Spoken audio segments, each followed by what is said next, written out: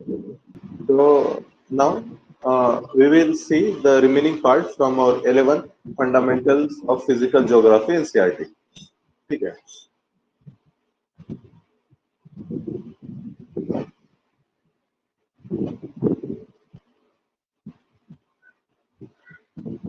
ये जो चैप्टर है ये हम ऑलरेडी पहले भी कवर कर चुके हैं. For example like here the chapter is about water in oceans, hydrological cycle और ओशन से रिलेटेड सम कंसेप्ट है. ओशन का relief feature, distribution of temperature और सैलिनिटी कैसे होता है ओशन वाटर में, movements of ocean water waves, tides and currents. यहाँ पर देखना कि वाटर का जो कंसंट्रेशन रहता है, वाटर का जो क्वांटिटी है सबसे ज्यादा ओशन में है, अराउंड 97%, 97.3 भी कह सकते हैं. 97.3% है ओशन में जो कि साल्ट वाटर रहता है. अब इसके बाद जो 2% रहता है ये आइस कैप में रहता है, 2% ग्लेशियर आइस कैप. ओके, अब बचा 0.7%. Available fresh water is only 0.7%. Okay, अब ये 0.7% में सबसे ज्यादा arrange as per the increasing मतलब डिक्रीजिंग परसेंटेज, ऐसा भी पूछ सकता है. तो ओशन और आइस कैप के बाद सबसे ज्यादा है ग्राउंड वाटर. ग्राउंड वाटर के बाद लेक, लेक के बाद सॉइल मॉइस्चर, सॉइल मॉइस्चर से एटमॉस्फेयर, एटमॉस्फेयर फिर रिवर्स और स्ट्रीम्स. ओके, इसको कैसे याद रखेंगे? आप ऐसे याद रखो, हम ग्राउंड से ऊपर जा रहे हैं तो सबसे पहले क्या आएगा? ग्राउंड वाटर आएगा. ग्राउंड वाटर से पानी सप्लाई होता है लेक को, लेक से सप्लाई होता है सॉइल को, सॉइल से जाता है, सॉइल से क्या होगा? मॉइस्चर बनेगा, मतलब एटमॉस्फेयर में जाएगा, तो एटमॉस्फेयर में जाकर बारिश होगा और रिवर्स को मिलेगा. तो ऐसे याद रखना. ओके, नीचे मतलब ग्राउंड से ऊपर जा रहे हैं तो समझ में आएगा. और एक बात याद रखो, लेक्स में ज्यादा है water as compare to streams and rivers. हमको लगता है ये रिवर्स बहुत बड़े रहते हैं, ये नहीं, लेकिन रिवर्स से ज्यादा वाटर लेक्स में है क्योंकि लेक्स कई सारे हैं. और यहाँ पे नेक्स्ट पार्ट में ओशन के फ्लोर, ओशन जो फ्लोर रहता है उसके फीचर्स के बारे में डिस्कशन किया गया है. ये हमने देख लिए थे ऑलरेडी, वैसे फिर भी एक बार और फिर से रिवाइज कर लेते. ओशन के अगर ये बॉटम ज्योग्राफी अगर देखते हो तो जो कॉन्टिनेंट का पार्ट रहता है वहां पर क्या रहेंगे? ये माउंटेन्स रहते हैं, वेस्टर्न घाट वगैरह. फिर उसके बाद जो पार्ट रहता है उसको कहते हैं कॉन्टिनेंटल शेल्फ कहते हैं हम. यहाँ पर स्लोप क्या है? धीरे धीरे स्लोप, ग्रेजुअल स्लोप रहता है. फिर इसके बाद स्लोप बढ़ जाता है, इसको कहते हैं कॉन्टिनेंटल स्लोप कहेंगे. कॉन्टिनेंटल शेल्फ, कॉन्टिनेंटल शेल्फ और उसके बाद कॉन्टिनेंटल स्लोप, यहाँ पे स्लोप ज्यादा रहता है. फिर इसके बाद स्लोप थोड़ा सा फिर से कम हो जाता है क्योंकि यहाँ पे बहुत सारे डेब्रिज वगैरह जमा होते हैं. इसको कहते हैं कॉन्टिनेंटल राइज कहते हैं, कॉन्टिनेंटल राइज. ओके, अब देखो ओशन करंट की वजह से ओशन के बॉटम में भी ये वैलीज बनते हैं ऐसे. ओके, इसको कहते हैं सबमरीन कैनन, सबमरीन कैनन कहते हैं. ओके, अब ओशन के बीच, ओशन में आ जाओ. अगर वहां पर प्लेट्स दूर जा रहे हैं एक दूसरे से तो बीच में क्या होता है? मैग्मा ऊपर आता है और इससे मिड ओशनिक रीजस बनते हैं, मिड ओशनिक रीजस बनते हैं. अब यहाँ पे क्या हो रहा है? जब भी मिड ओशनिक रीजस बनेंगे तो नया कॉन्टिनेंट ओशनिक क्रस्ट बन जाता है.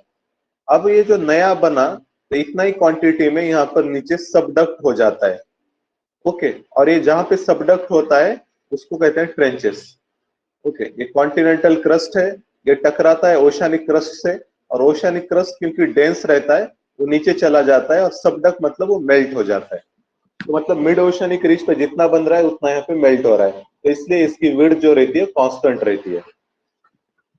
सी माउंट, सी माउंट मतलब जो वोल्केनिक इरप्शन से जो माउंटेन्स बनते हैं उनको सी माउंट कहते हैं.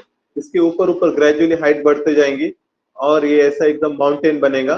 फिर बाद में वियर एंड टीयर से इसकी हाइट कम हो जाती है और फिर से वो समुद्र के अंदर चला जाता है, बस इतना ही पार्ट बच जाता है. इसको कहते हैं गैट, कहते हैं गैट, GUYOT. तो ये थे ओशन बॉटम्स के फीचर्स जो हमने ऑलरेडी पहले चैप्टर में भी देख लिए थे. ओके, फिर से और एक डायग्राम है. अब यहाँ पर नेक्स्ट पार्ट में ओशन के जो टेम्परेचर डिस्ट्रीब्यूशन के बारे में दिया गया है, टेम्परेचर डिस्ट्रीब्यूशन।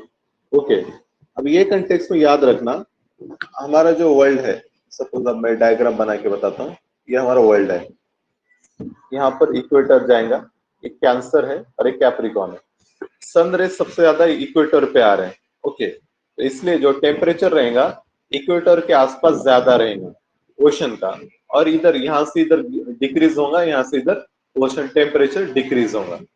ओके, और सबसे हाईएस्ट रहेगा यहाँ पर। एग्जैक्ट इक्वेटर के पास हाईएस्ट नहीं रहता है, इक्वेटर से थोड़ा सा दूर 10-20 डिग्री के आसपास ज्यादा रहेगा, क्योंकि इक्वेटर पे बारिश भी बहुत ज्यादा हो रही है ना, क्लाउड्स आ रहे हैं, बारिश हो रही है, तो वहां पे थोड़ा सा कम रहता है।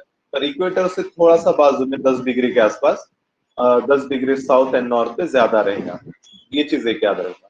तो दूसरी चीज और क्या याद रखना है, अगर हम नॉर्थ हेमिस्फीयर और साउथ हेमिस्फीयर दोनों का कंपैरिजन करते हैं, तो टेम्परेचर कौन से हेमिस्फीयर का ज्यादा है, नॉर्थ हेमिस्फीयर और साउथ हेमिस्फीयर, टेम्परेचर कहां पे ज्यादा रहेगा, कोई बताएंगे गेस?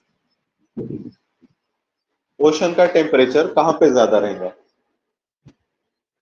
Any guess? साउथ में सर, नॉर्थ हेमिस्फीयर, साउथ नहीं, नॉर्थ में रहेगा। देखो थोड़ा सा गेस कैसा करेंगे हम, लैंड सरफेस कहां पे ज्यादा है, लैंड मास किधर ज्यादा है, नॉर्थ और साउथ का कंपेयर करता है, नॉर्थ में ज्यादा है। और लैंड जल्दी हीट होता है, जल्दी कूल होता है, तो लैंड पूरा यहाँ पे एशिया कॉन्टिनेंट है, यूरोप है और यूएसए वगैरह सब।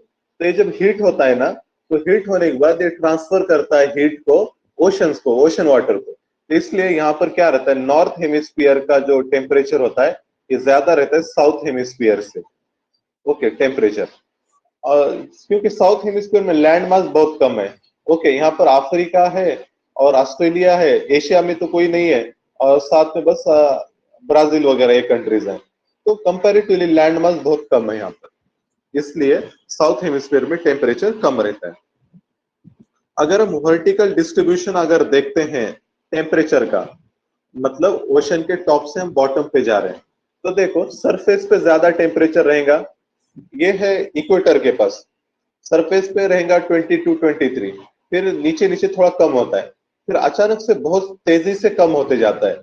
ये जो रीजन रहता है जहां पर तेजी से टेम्परेचर कम हो रहा है, इसको कहते हैं थर्मोक्लाइन। फिर इसके बाद थोड़ा ग्रेजुअली कम होता है।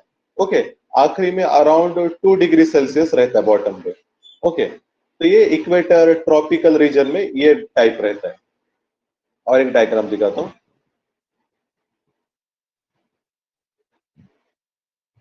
ये सेम डायग्राम हमने अभी डिस्कस की थी। ऊपर वाला जो ये लेयर रहता है थर्मोक्लाइन के ऊपर, इसको कहते हैं mixed layer, surface temperature vary with latitude. ये वाला जो है थर्मोक्लाइन कहते हैं, यहाँ पे फास्ट डिक्रीज होता है टेम्परेचर, और नीचे डीप वाटर यहाँ पे 2 डिग्री तक रहता है।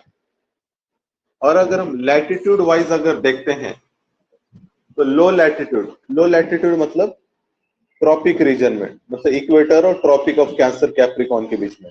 मिड लैटिट्यूड मतलब टेम्परेट रीजन में, और हाई लैटिट्यूड मतलब पोल में। अब देखो लो लैटिट्यूड पे सरफेस पे ज्यादा रहेगा और बाद में डिक्रीज होते जाता है। मिड लैटिट्यूड में थोड़ा सा कम रहता है पहले से ही, और फिर ग्रेजुअली धीरे धीरे कम होता है, सिर्फ थोड़ा सा चेंज आता है।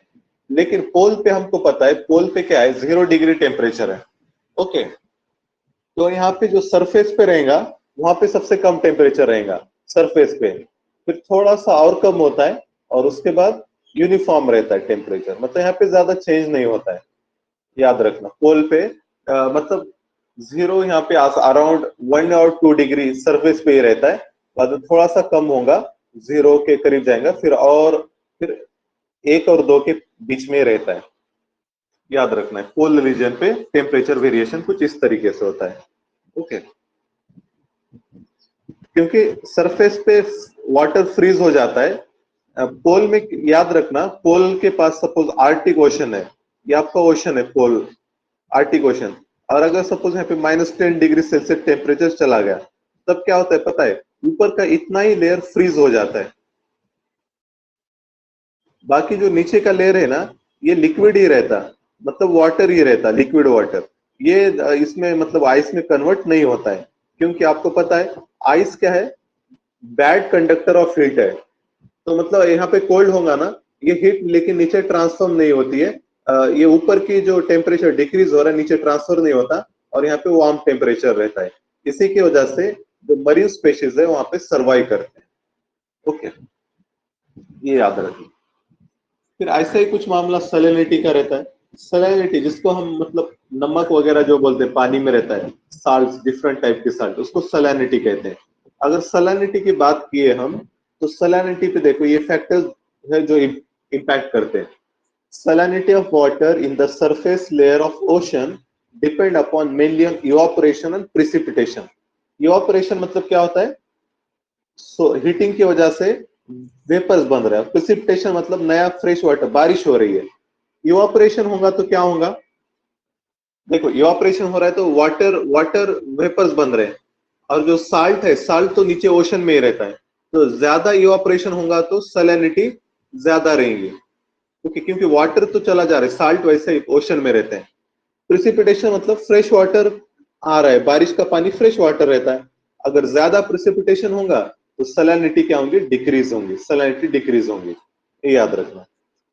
तीसरा जो फैक्टर है, surface salinity is greatly influence in coastal region by fresh water flow from rivers and in polar regions by the process of freezing and thawing of ice. Fresh water का जो flow होता है reverse के जरिए ocean में, वो भी matter करता है। अभी सपोज अपना इंडिया है, यहाँ पर बे ऑफ बंगाल है और यहाँ पे अरेबियन सी है। ओके, अब देखना यहाँ पर बहुत सारे रिवर्स आते हैं बे ऑफ बंगाल में, फ्रेश वाटर इन्फ्लक्स ज्यादा है comparatively Arabian sea. Arabian sea में थोड़े से रिवर्स आते हैं, इसलिए bay of Bengal has low salinity. Salinity bay of Bengal की कम है, ये याद रखना, क्योंकि यहाँ पे फ्रेश वाटर का इन्फ्लक्स ज्यादा है।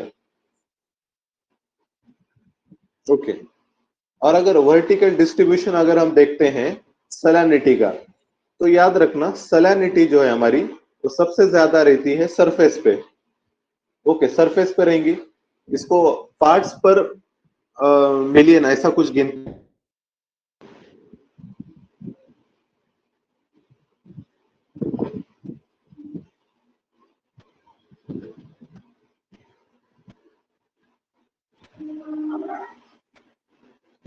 Am I audible now? मेरी आवाज आ रही है? Yes sir, yes sir, yes sir. हाँ, ठीक है। तो हम सैलिनिटी का वेरिएशन देख रहे थे with respect to height. Salinity देखो सरफेस पे क्या रहती है? ज्यादा रहती है सैलिनिटी, और फिर उसके बाद डिक्रीज होते जाती है। ओके, यहाँ पे ऐसा ऊपर ज्यादा रहेंगी फिर कम कम होते जाती है। और ये कहाँ रहता है? पोल रीजन पे, पोलार पे सरफेस पे कम है, और जो अपना ट्रॉपिकल रीजन है, सॉरी पोलार पोलार रीजन में सरफेस पे ज्यादा है, सैलिनिटी ऐसा बढ़ रही है यहाँ से यहाँ।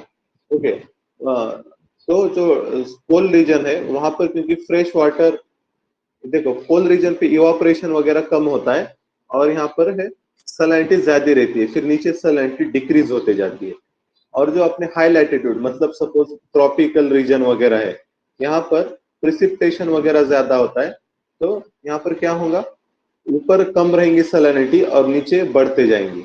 ओके, ये जो रीजन है जहां पर सैलिनिटी बहुत स्पीड से कम होती है या बढ़ती है, मतलब चेंज ज्यादा होता है, इसको कहते हैं हेलोक्लाइन कहते हैं, इतने रीजन को। ओके, तो ये क्या याद रखना, सरफेस पे कम है, नीचे बढ़ते जा रही है हाई लैटिट्यूड पर, और लो लैटिट्यूड में सरफेस पे ज्यादा है और नीचे कम होते जा रही है। ओके, ये डायग्राम इतनी याद रखना, थोड़ा सा मेंस में वगैरह भी इसके ऊपर क्वेश्चन आते हैं सैलिनिटी के ऊपर। और देखो कुछ यहाँ पर एनसीईआरटी में कुछ ओशंस है और उनका कंपैरिजन दिया है। सैलिनिटी अगर देखी जाए तो बाल्टिक सी और नॉर्थ सी के अगर कंपेयर करें तो नॉर्थ सी की ज्यादा है सैलिनिटी बाल्टिक सी से। बाल्टिक सी में बहुत सारे रिवर्स आते हैं फ्रेश वाटर, और नॉर्थ सी में क्या होता है? ये नॉर्थ अटलांटिक ड्रिफ्ट, ये वार्म करंट आता है नॉर्थ अटलांटिक ड्रिफ्ट, जो जिसमें सैलिनिटी ज्यादा रहती है, तो इसलिए नॉर्थ सी की सैलिनिटी ज्यादा है बाल्टिक सी से। ऐसा ही मेडिटेरियन और ब्लैक सी का एग्जांपल है। मेडिटेरियन की सैलिनिटी ज्यादा है ब्लैक सी से, क्योंकि ब्लैक सी में बहुत सारे रिवर्स आते हैं, डिन्पर, डैन्यूब वगैरह, ये सारे बड़े बड़े रिवर्स आते हैं, इसलिए मेडिटेरियन क्या है? On the other hand land enclose है, यहाँ पे इवापोरेशन वगैरह ज्यादा होता है, इसलिए उसकी सैलिनिटी ज्यादा है। और अरेबियन सी और बे ऑफ बंगाल के अगर कंपेयर करते हैं तो अरेबियन सी की सैलिनिटी ज्यादा है बे ऑफ बंगाल। अगर मैं इन 6 सीज की अगर बात करूं तो याद रखना ये दोनों मतलब ये 6 सी के कंटेक्स्ट में जो वेस्ट में है उसकी सैलिनिटी ज्यादा है। सिर्फ ये 6 सी के कंटेक्स्ट में जो वेस्ट साइड में उसकी सैलिनिटी ज्यादा है। जैसा नॉर्थ वेस्ट में बाल्टिक उसकी सैलिनिटी ज्यादा है, मेडिटेरियन वेस्ट में है ब्लैक टी उसकी सैलिनिटी ज्यादा है, अरेबियन वेस्ट में बे ऑफ बंगाल। ये बस मैं आपको समझने के लिए बोल रहा हूँ, ऐसा जरूर नहीं कि जो वेस्ट में उसका सैलिनिटी ज्यादा रहना चाहिए, बट ये 6 सी का कंपैरिजन हमको पता रहना, इसलिए मैं ये बात कहा आपको। ओके, तो ऐसा रहता है सैलिनिटी के मामला। तो ये इंपॉर्टेंट चीजें थी इस चैप्टर में, यही चैप्टर इंपॉर्टेंट था थोड़ा सा बचे हुए चैप्टर्स में। इसके बाद नेक्स्ट चैप्टर में ओशन करंट्स के बारे में वगैरह दिया गया। अब हम ये ज्यादा डिस्कस नहीं करेंगे, ऑलरेडी हम ये सारे करंट्स वगैरह ऑलरेडी देख चुके हैं ओशन करंट्स के।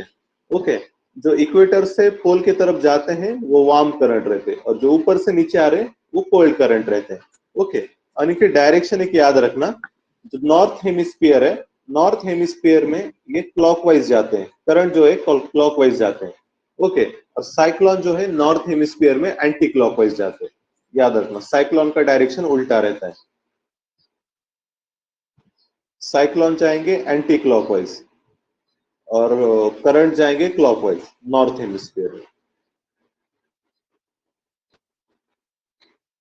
इसके बाद के जो 2 चैप्टर हैं मतलब ये इन्वायरमेंट पर्सपेक्टिव से हैं, इसमें कुछ खास तो है नहीं। ओके, इसको बस आप एक बार ब्रीफली ओवरव्यू कर लेना। यहाँ पर एक चीज देखो, एक टर्म आती है बायोजियोकेमिकल साइकिल्स, बायोजियोकेमिकल साइकिल्स। तो मतलब जो मिनरल्स हैं वो एटमॉस्फेयर में किस तरीके से सर्कुलेट होते हैं, उनकी लाइफ साइकिल क्या रहती है, उसके बारे में दिया गया।